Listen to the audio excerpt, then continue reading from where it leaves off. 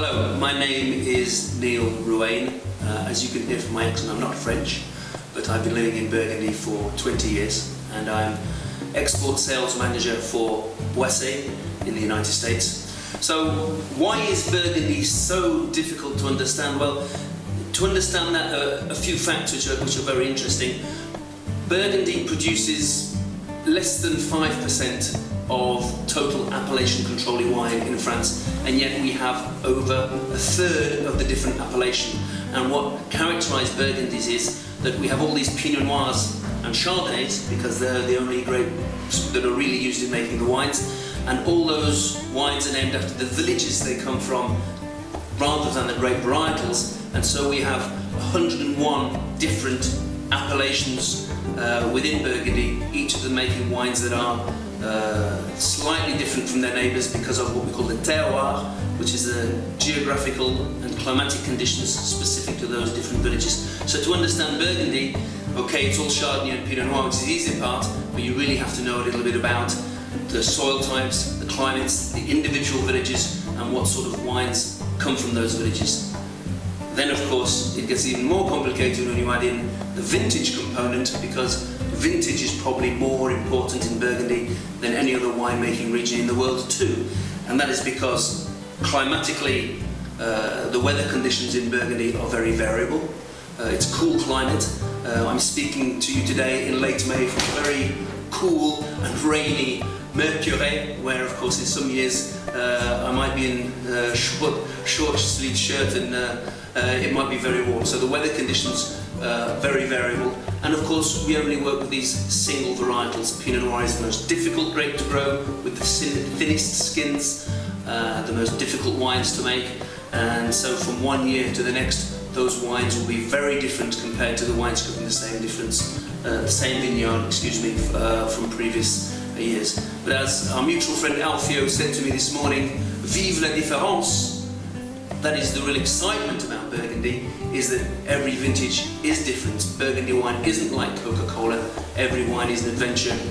Every vintage is a new experience to discover. Now, the heart of Burgundy is called the Côte d'Or, which is comprised of the Côte de Nuit. Côte in French in this term really means slopes. So Côte de Nuit are the slopes around the town of Nuit Saint-Georges, and the Côte de Beaune, which are the slopes around the town of Beaune.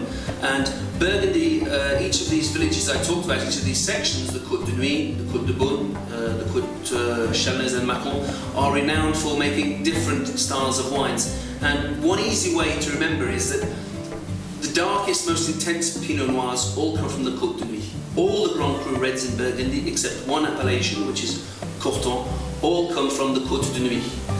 And all the Grand Cru whites in Burgundy, the great whites, all come from the Côte de Beaune. Now, why is that? And we come back to the real term of terroir.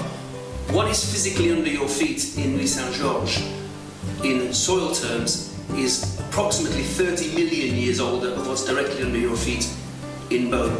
The reason for that is that when these slopes were formed, which were at the same time as the Alps, just after the Jurassic period in Burgundy, when the Alps were thrown up and this small range of foothills that run north-south were created at the same time, the big wave was formed between the north and the south.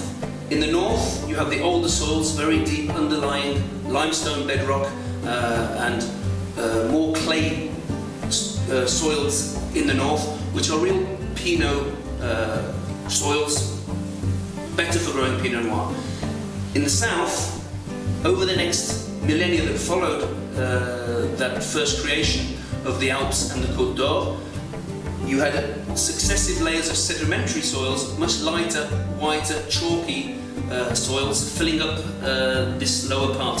And these lighter, whiter soils are much better for creating these great Chardonnays. Now, the easy way to remember this, if you look at the map of Burgundy, is what we call the Neapolitan ice cream theory of Burgundy. So, in the north, the intense Pinot Noirs, you can think of that as your chocolate slice, the Neapolitan ice cream. Famous appellations, of course, like Clos Vougeot, Gevrey Chambertin, Vaune Romanée, those great darker Pinots from the north.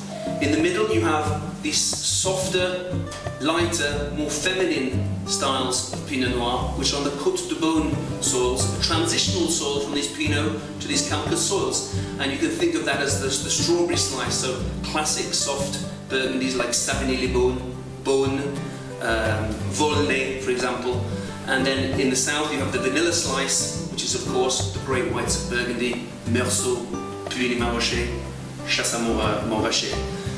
Now of course, it's more complicated than that because geology doesn't come in Neapolitan ice cream blocks. So that idea has sort of morphed into what I call the chocolate marble cake theory of Burgundy. So you still have dark chocolate at the top and milk chocolate in the middle and white chocolate in the bottom, but you have veins of each of these soil types running through the different vineyards, and so you do end up with wines that you can call cross-dressers, sometimes we call them in Burgundy. Feminine wines appearing in more masculine terroir. Chambol-Musigny, for example, is a very soft, delicate Pinot Noir in the heart of the Pinot land, where of course Pommard can be a very muscular, masculine Pinot style and Pinot Noir, actually in the heart of the softer Côte de Beaune style reds. And this is because you have these veins of different soils and nuances of what we call the argilo-calcaire mix, which is the mix of clay and limestone soils that constitute the Burgundy terroir.